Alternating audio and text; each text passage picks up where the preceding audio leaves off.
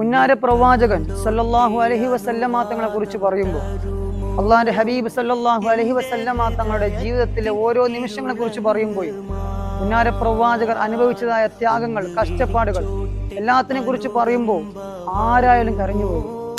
എല്ലാറ്റിൻ്റെയും അവസാനം അത് മദീനയാണ്. അതല്ലേ ഹബീബായ തങ്ങള് പറയുന്നു, അൽ ഈമാനു യുഹരിസു മിനൽ മദീന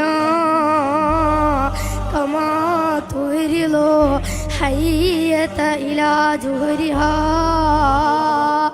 ഒരു പാമ്പതിൻ്റെ മടയിലേക്ക് മടങ്ങുന്നത് പോലെ മുഅ്മിനീങ്ങളെല്ലാം മദീനയിലേക്ക് മടങ്ങുന്നതാണ്.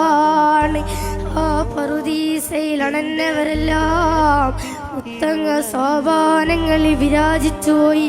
അവിടെ മാപ്പിരുന്നവരെല്ലാം സ്വർഗത്തിലാ.